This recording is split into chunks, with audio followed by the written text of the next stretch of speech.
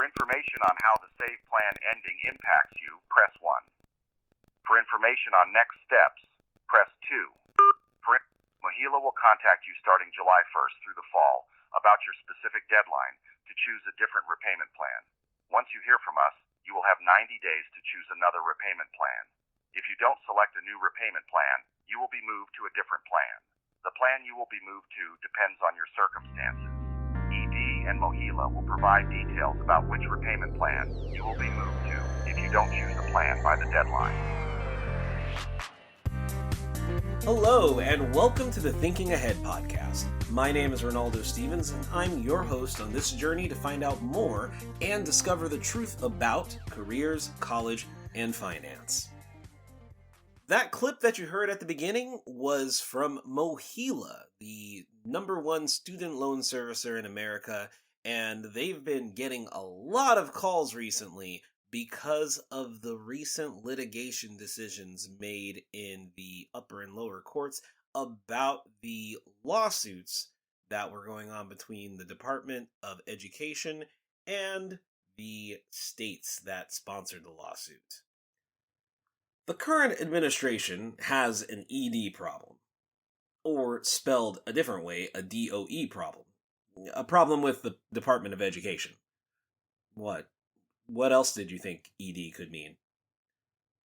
And after all, the ED got asked by the DOJ LCCs to ask the SAVE and force SLBs to choose an IDR or SRP before the RAP implemented by the BBB goes into effect. As you can see, Congress loves acronyms. All that is to say that it's time for another student loans discussion. And so, in this episode, we're going to discuss some of the decisions from the recent lawsuits, as well as the options for current borrowers, or current repayees, I should say, as well as future borrowers. A little disclaimer before we move on, and a reminder. I am not a financial advisor. Any information or advice I provide is for informational purposes only. As with all financial advice, do your own research and seek advice from a professional if you deem it necessary. Don't be a dum-dum. First, let's get this out the way. SAVE, the Saving on a Valuable Education Plan, and Repay, Revised Pay-As-You-Earn Plan, are officially dead. Like Club Penguin did. Like LiveJournal did. Well, I guess even deader than LiveJournal, because technically that's still around. But as of March 10th, 2026, a U.S. court ordered the Department of Education to eliminate the Save and Repay income-driven repayment plans, and that all enrollees move from those plans into other plans. Thanks to the lawsuits, however, there has been some ongoing confusion among the litigation. Many borrowers, myself included, were put into a non-optional forbearance, meaning that if you even made payments during those times, they did not count towards your on-time payments for loan forgiveness. On top of that, as of late August, interest started accruing on these loans and on these accounts, even though many accounts were still in an administrative forbearance. That means while you don't have to pay, because they don't count towards your forgiveness, you'd still be accruing interest and therefore having to pay more. And the new management system from Mohila, because many borrowers switched to them in order to take advantage of the Save and Repay, many of those accounts don't show how much interest is accruing. It only gives you the total amount due. To find out how much interest is on there, you have to actually use a calculator on a separate page.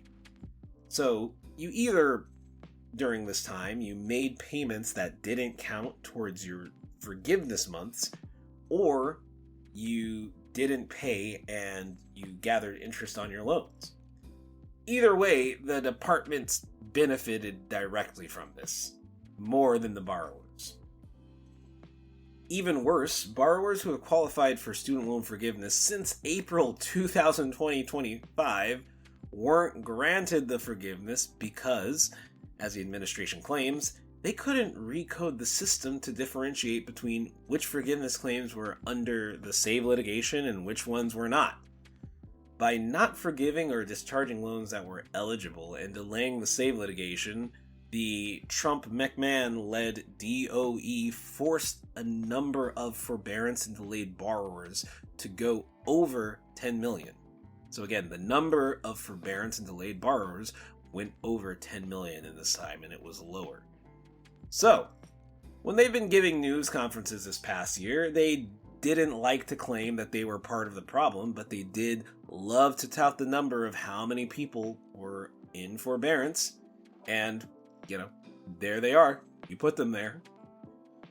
And, side note, all of this, they were playing politics, because it was the fellow Republicans from Missouri who, where Mohela is based, the company that currently benefits from student loan payments. So they wouldn't drop the suits and allow the program to end on the already specified date. So the program was supposed to end, again, SAVE was supposed to be outed in 2028, according to the big, beautiful bill. And I know you can't see it, but I'm using air quotes. But, again, they decided not even to follow their own litigation and do something completely different. But I digress.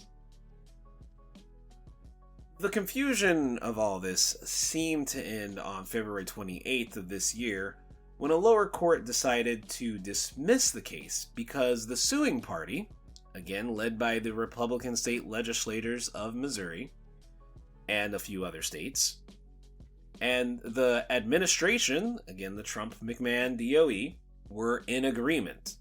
So even the court said, hey, you guys want the same thing, we're just going to toss the case out because the problem's already been solved in Congress.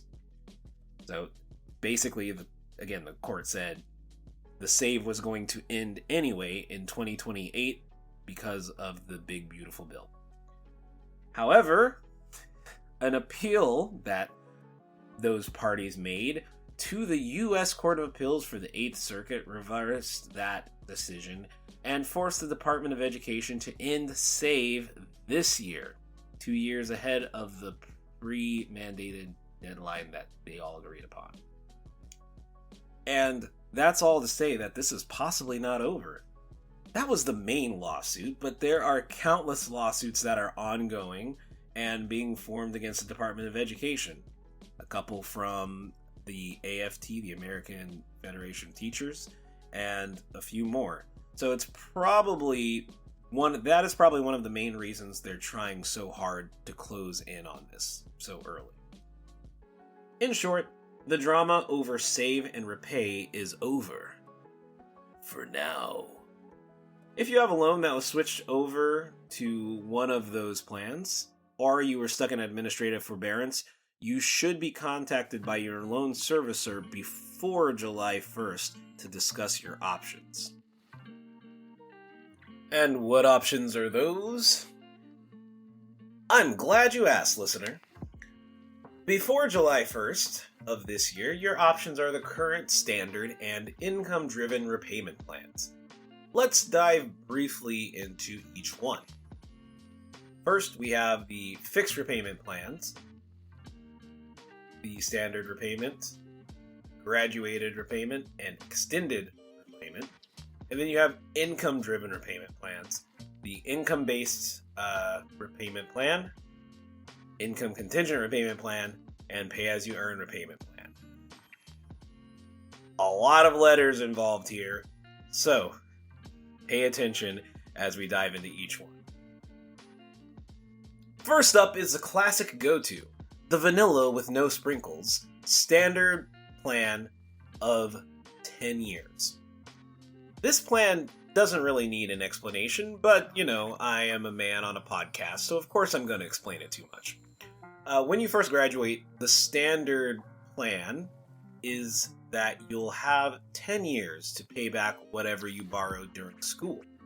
If you're lucky, you have a good enough paying job right off the bat when you graduate, and this plan will be for you. Of course, there's interest involved in it, because even if you're on a direct subsidized one where they were paying interest while you were in school, as soon as you graduate, they give you, I believe, a 2 months grace period, and then you have to go right into repayments. It's 2 or 3 months, if I remember correctly. A tangible example of this is, let's say you borrowed $40,000 of direct subsidized loans, and it was a 6.4% term. So, 3 months after graduation, your monthly payments would be about $454 per month for the entire 10 years. With interest, this leads to a total of about $54,295. Next, we have the graduated repayment plan, which also lasts for 10 years. And no, this is not a plan for graduate students. What a graduate plan does is set a repayment term of 10 years, but it spreads the payments out so that you'll pay less in the beginning, but then every 1 or 2 years, the amount goes up. So you end up paying more and more every other year, so that by the end of the 10 years, your payments will end up being more than double what they were in the beginning. What that means, in a tangible example, is that if you borrowed $40,000 at 6.4%, your monthly payments, according to the calculator on the student aid website, would be about $260 per month for the first year, but then at the last year or last 2 years, you would be paying about $780 every month. And you also add about $4,000 extra interest that needs to be paid, since you were paying less at the beginning. This may sound harsh, but the truth is that you don't end up paying as much interest as some of the other plans on this list. This would be a choice for a person that is perhaps spending their first few years after graduation getting military service or internships out of the way, and then they work themselves up to a better paying job that they definitely can foresee. One of the last plans in the fixed repayments side is the extended fixed repayment that goes on for about 25 years. When I say about, I mean on paper, 25 years. The extended plan takes the benefit of having a small monthly predictable payment, but stretches them out over a 25-year period.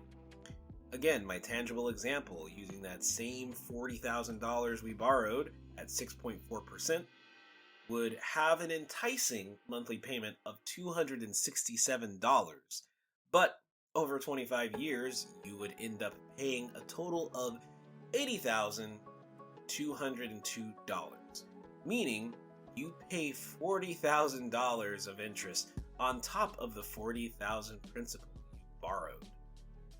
Bank wins. Monopoly. There is also an extended graduated fixed repayment plan.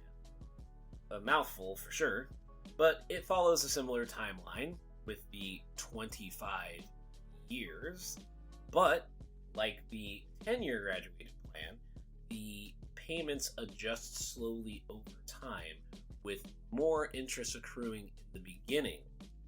And with that one, I believe you end up paying about $87,000 total for $47,000 of interest. Yowza. Truthfully, if you're going to be in an extended plan, I feel that they are a stopgap for when you first leave college and want, or truthfully need, those lower payments until you find a better paying job, or for even when you lose a job or a large amount of income. If you find yourself choosing either of those extended plans because of income limitations, then you'd probably be better off choosing one of these income-driven repayment plans, or IDR. Now, As stated by their name, the income-driven plans are based on your reported income. I also know it's a little difficult because they have a lot of these IDR, IBR, ICR. So again, they are different. Bear with me. But all of these income-driven plans first aim to be affordable and then to pay off the amounts. These plans, used in conjunction with public service loan forgiveness, are a good way to erase student debt while not falling behind and reaching your life's milestones. It's a lot easier to get a down payment on anything if you have a $7,500 plus interest extra in your own bank account. You know? To be eligible for any income-driven repayment plan, you do have to show proof of income either through taxes or W-2 submissions, if you don't have at least 2 years of taxes filed. For the purpose of this exercise, and because the system on studentaid.org does its own background math, I've decided to put the income salary at $35,000 a year, with 3% increase each year. We're still going to use the direct subsidized loan of $40,000 borrowed at 6.4%. And yes, $35,000 is not that much money, but there are a lot of entry-level jobs that start at that range. Under the Income Contingent Repayment Plan, ICR, your monthly payments are generally limited to 20% of your discretionary income. For the ICR, discretionary income is defined as your taxable income minus the HHS federal poverty guidelines. And the repayment term is 25 years.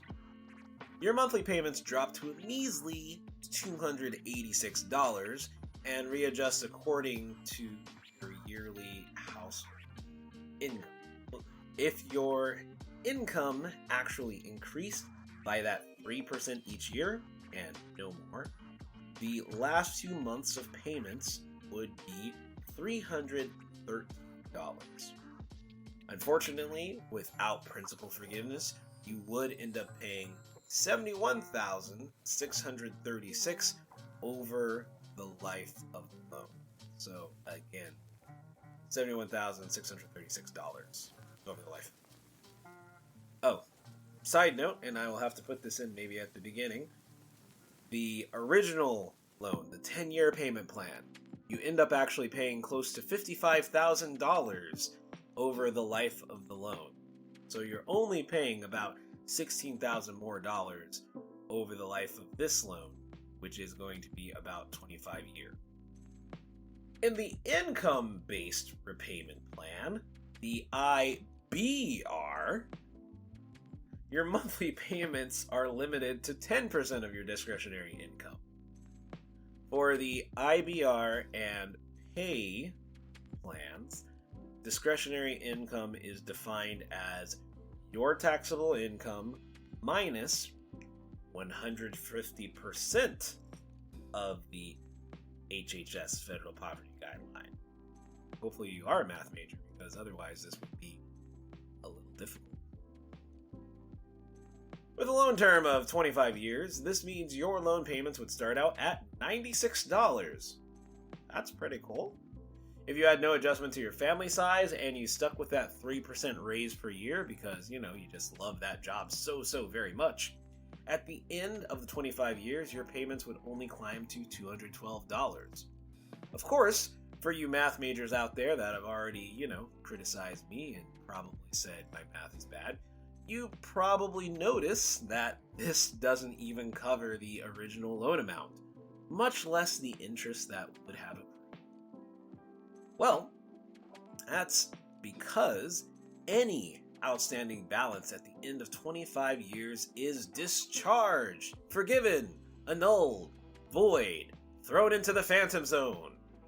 In this case, it would be a whopping $51,593 that you would no longer have to pay back. At first glance, this seems like a no-brainer, but the IBR does come with a double-edged sword. Caveat. First, and this is important, if you leave the IBR plan or no longer qualify to make payments based on your income, any unpaid interest will capitalize. That means be added to your loan principal balance, and thus will increase the total amount due on your loan. This means if you get married or get that job glow up late in the life of the loan, you'll be booted off the plan and your interest payments will increase. Womp womp. Secondly, and this does apply to all discharged or forgiven loans in the IDR, a law passed as part of the air quotes big beautiful bill counts all loans discharged are forgiven, again, all loans discharged or forgiven, outside of the federal aid specialty programs like the PSLF, they count as income for that year that they are forgiven. $50,000 in forgiven loans is nice, but the tax bill on $50,000 worth of income, unkind at best. Not nice. So the lesson is to have a repayment and job plan. Act early, act quickly.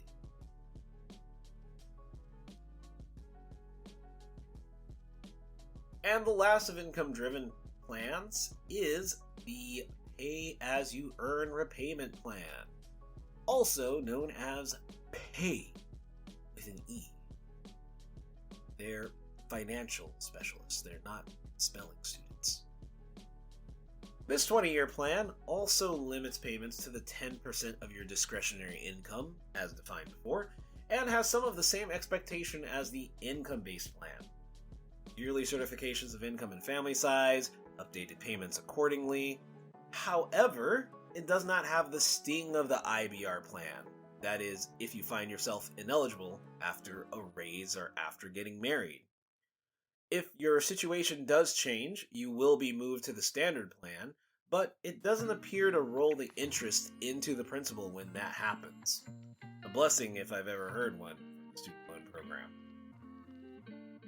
Of the income-based repayment plans, this one is probably the best and most forgiving. Literally. As in the example, again, of $35,000 a year income, 3% raise over time, no family changes, you would have $55,654 forgiven at the end of 20 years, or 240 months of repayment. Some final notes on the plans that are available today, if you have borrowed in the past. I've been using years as a basis for how long these loans take to repay, but that is all based on timely monthly payments. So the 10 years plan is actually the 120 payments in a row plan. That is with no deferments, forbearances, or missed payments. And that applies to all of these plans. They are based on 12 payments in the year. So it stands by common sense that if you miss payments or don't pay due to forbearance or deferment, that the time outlined in these plans will go further and the amounts will be different because of interest that is accrued daily.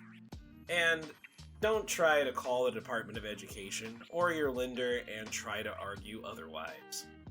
The fine print is pretty clear on that one. And when I say pretty clear, I mean they have it convoluted enough that they can argue for it and you can't argue against it.